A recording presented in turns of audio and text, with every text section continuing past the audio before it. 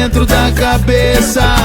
Se eu lhe perguntar agora mesmo quem é você, em essência, eu garanto que você não saberia responder em palavras. A gente entende muito mal na nossa sociedade o que seria o compreender das coisas. É porque isso não é algo que é feito para ser respondido em palavras, e sim concebido por nós mesmos, no nosso interno. A gente tende por uma lógica muito linguística, até porque a língua ela foi algo criado para a gente se expressar em palavras, em verbetes. Os problemas atuais hoje são causados por má comunicação, seja de relacionamentos como casais, de amigos, familiares. O engraçado muitas das vezes é que, na maioria das partes, as pessoas que mais discutem são aquelas que mais concordam. E há um grande problema de comunicação ali dentro. Há uma grande forma má expressa de vínculo a partir das palavras, porque justamente a linguagem se prontifica a ser algo limitado, uma vez que ela é pouco para resumir tudo que a gente, enquanto humano, consegue expressar. Todo o abstratismo, toda a relação que se flui e que se permeia,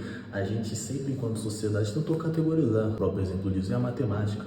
A matemática ela é inventada pelo homem, uma vez que ela é percebida na natureza sem esse rótulo de matemática, e ela permanece assim definida por nós para que a gente compreenda e a utilize em formas da quais a gente consegue. No natural, a gente percebe que tudo já existe e a gente classifica de uma certa forma, né? E muito das questões de lei e moralidade do nosso neoliberalismo vai ser decorrido ali na época dos contratualistas por Rousseau, Locke e Thomas Hobbes. E eles vão falar sempre sobre a teoria do quanto o homem é livre, do homem em essência como ele seria, né? Vai ser dito para o Locke que o homem é uma folha em branco, é uma tábula rasa. Ele está a ser escrito tal qual um caderno em branco, sem pré-definições, de maneira a qual ele se constrói durante o caminho e não numa saída já formada. E vamos ter pessoas como o Thomas Hobbes, essa frase como o homem é o lobo do homem, e com isso ele gostaria de dizer que nós somos o próprio mal de nós mesmos, nós nos causamos o tanto de mazelas que se há.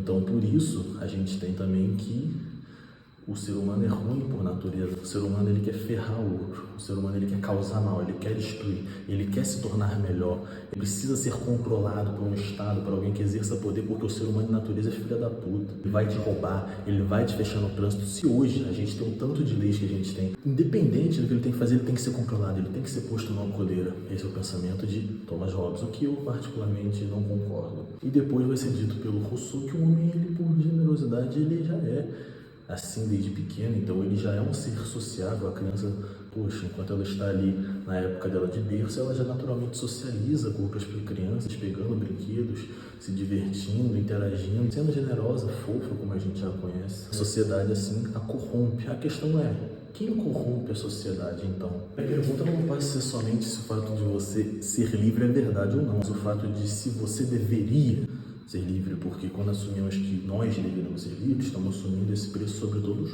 nós, incluindo aqueles que podem estar dentro de uma porcentagem populacional que pode corresponder a um assassino, e a gente não tem como saber. Também é que é lógico que a gente tem que ter limites, e limites impostos por alguém que não passa do nosso pressuposto, porque o nosso juízo ele é sempre individual. Tudo que eu puder ponderar como o que eu acho certo e o que eu acho errado vai sempre variar de pessoa para pessoa, principalmente para aquele lance de linguístico que eu te disse, da comunicação, da expressão da verdade. O que é uma verdade para mim não é uma verdade para você, e tantas questões de interpretação pessoal.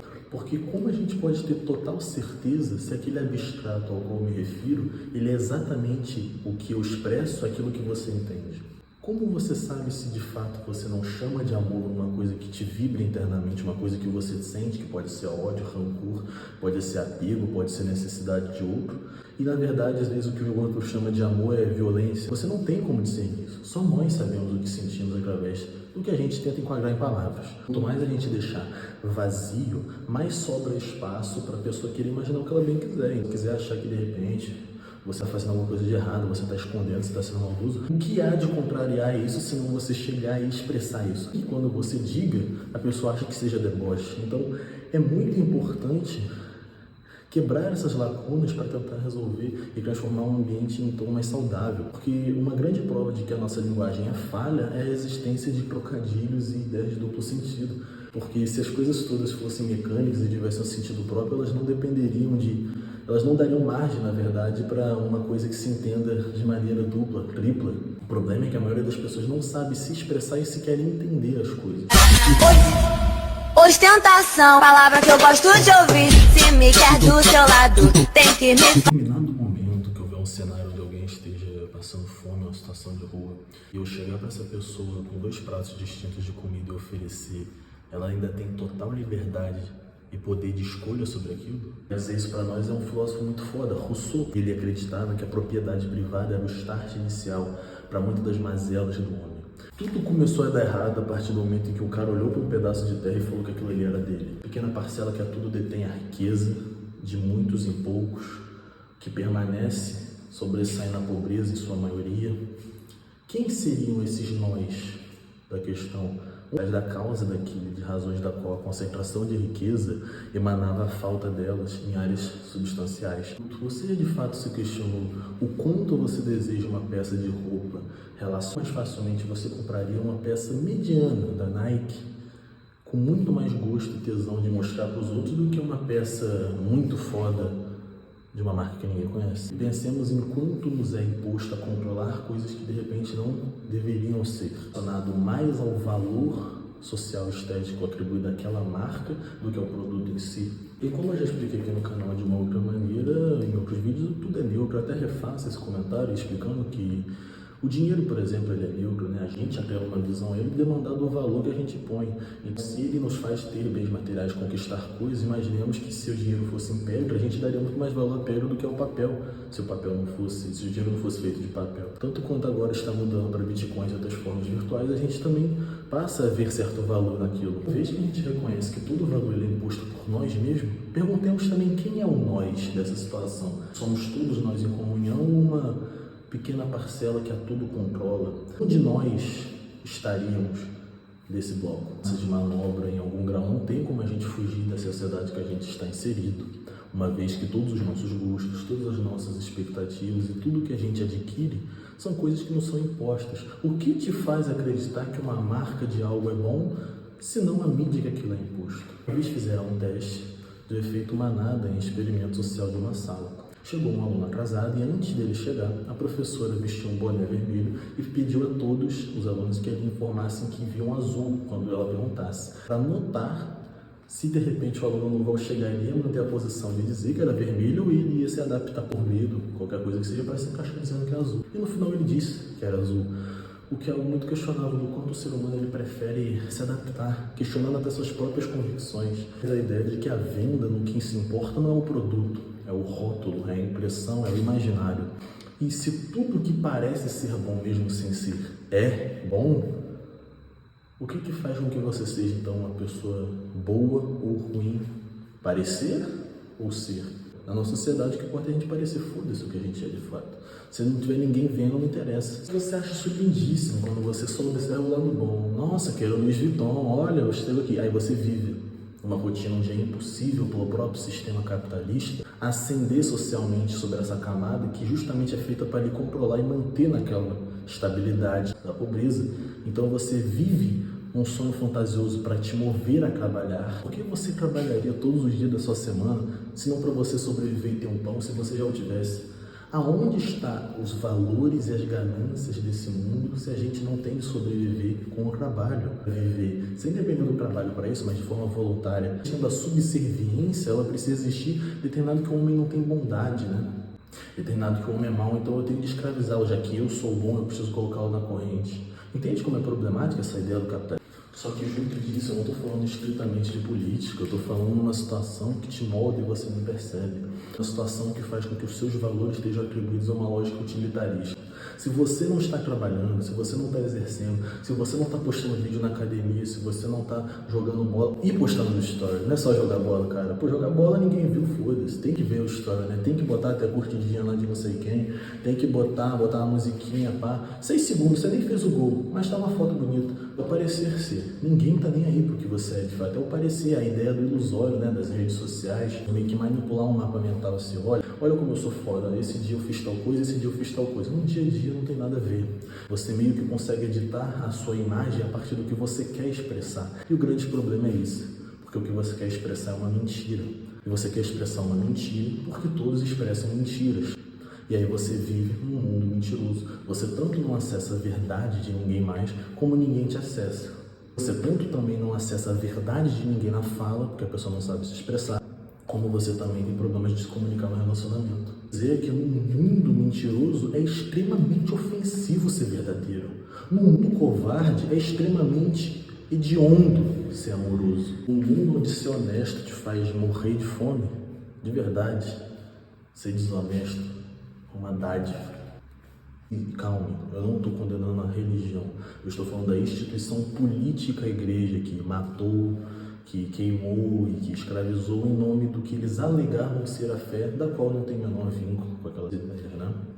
E você que é crente sabe disso, então não tem por que se incomodar. Na sua história, a igreja foi usada como massa de manobra para induzir o que era favorável ao lucro pessoal dela, ideias da qual fossem regulamentar as pessoas. Na época do feudalismo, se o camponês ele tinha de aceitar a posição dele sem se rebelar, ele tinha sim que obrigatoriamente ir na igreja todos os domingos, ouvir que ele estava ali porque Deus mandou. E se ele não vai, ele vai para o inferno. Vez que o tempo passa, as coisas que te controlam elas ficam cada vez mais invisíveis, mais imperceptíveis.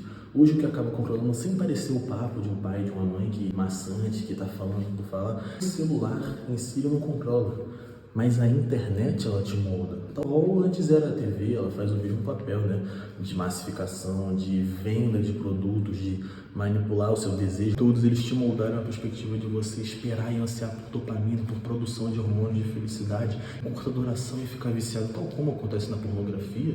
Você acaba, além de ficar condicionado a não conseguir se contentar com coisas que não sejam extremamente extravagantes e entretidas. Então, hoje os desenhos, por exemplo, você pode observar. Você pode ver que os desenhos antigamente eles tinham cores mais neutras, eles eram mais acalmados, mais pausados, mais falados no tempo certo. Hoje em dia eles falam com excesso de luzes, com excesso de cores, com excesso de movimentos, com uma coisa que acaba te dominando e influenciando o cérebro de uma criança que tem que estar altamente dopaminérgica. E você acaba analisando que isso te tira de situações das quais são normais, você acaba ficando no meio de uma cachoeira incomodado. Você fica, nossa, eu não aguento ficar sem meu celular, respirando ar fresco. Eu não aguento ter que ficar sem meu celular olhando para a parede. Mas qual o problema? O nosso cérebro, em nenhum momento da sociedade, foi feito para ficar adaptado a situações como essas. O nosso cérebro ele sempre viveu numa era onde ele tinha de inicialmente sobreviver, de caçar para, ele tinha de produzir o seu próprio trabalho e assim ele foi avançando. O avanço tecnológico repentino dos nossos últimos anos, depois das revoluções industriais, uma coisa com o acréscimo na internet que nos faz com que a gente tenha acesso a muitas informações em pouco curto espaço de tempo. Nossos avós, por exemplo, eles não conseguem entender a tecnologia na mesma mecânica, porque o cérebro deles é adaptado a uma realidade no processamento mais lento de informações, em coisas que são feitas de forma a absorver com prazer no momento presente. E hoje a gente tem um problema gigantesco em relação a questões psíquicas e mentais envolvendo a ansiedade, ou ansiar pelo futuro negativamente, e a depressão, que é o sofrer pelo passado, em forma maior de teoria. Então a gente acaba tendo também uma noção de distanciamento do momento atual, qual vai ser dito por Lao Tse, por exemplo, que não há nenhum porquê de se sofrer no momento atual. No momento presente nada deve lhe preocupar, uma vez que a gente acaba sempre sofrendo por uma coisa que a gente acha que vai acontecer ou por outra que já nos aconteceu.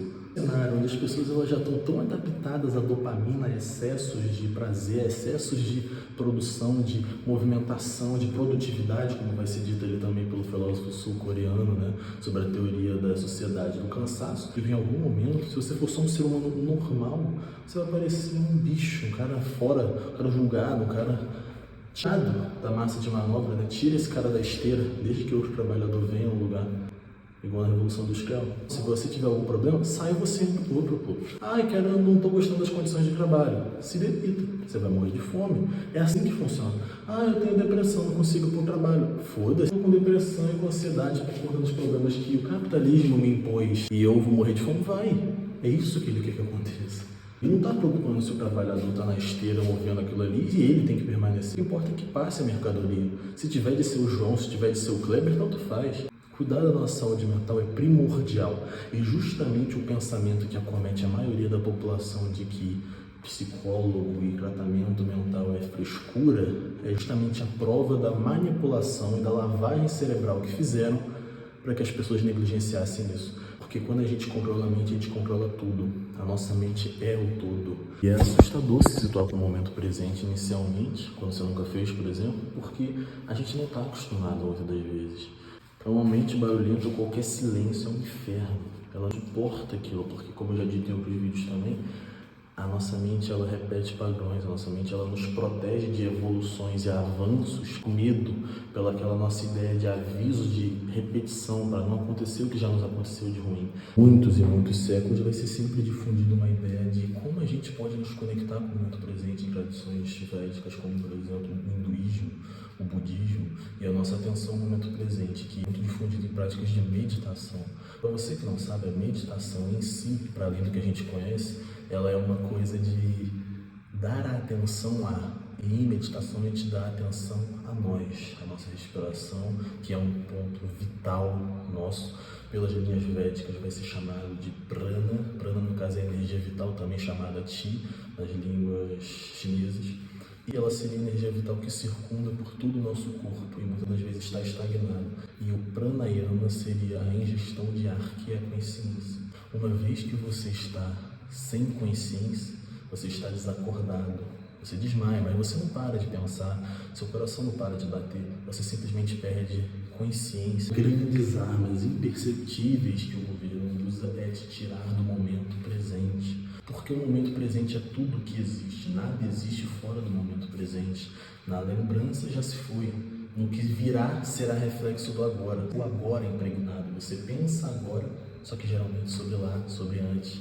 E esse é um problema, porque quanto menos você é consciente do que te aflige, menos você age contra aquilo. Deixa as coisas que lhe impuseram a mente, aos padrões que lhe o mundo impôs através de traumas e de coisas que ele propositalmente te colocou, você vive nesse automático, como massa de manobra. E você pensa que é livre, e é isso que ele quer que aconteça. Quanto mais você pensa que é livre, melhor para o sistema. E Dostoiévski vai dizer para nós, a melhor forma da gente enclausurar alguém e permitir que aquele nunca saia do lugar onde está, é permitir que ele nunca saiba que está preso. Como alguém que não sabe que está preso vai pensar em sair de algum lugar? Como você que acha que pode escolher o sabor de refrigerante de uva, de morango, vai associar que de repente você é induzida a 90% das coisas que você escolhe? E a forma de sair disso tudo é uma só, é expandir a consciência, despertar, é entender que você é um ser por detrás de tudo isso. E que, se perguntado uma vez, a nível de tentar exercitar isso com vocês, quem é você?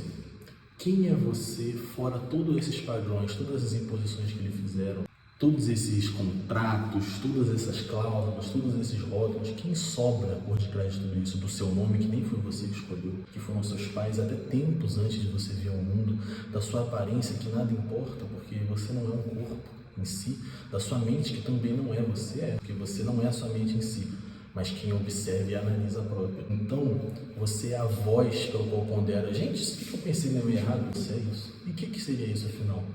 Descubra. Você pode saber. Não tem como eu te conhecer mais do que você mesmo. Só você pode me resumir o que isso seria. Na verdade, resumir é difícil, porque resumir precede língua, palavras, e isso é impossível. Mas experienciar, não.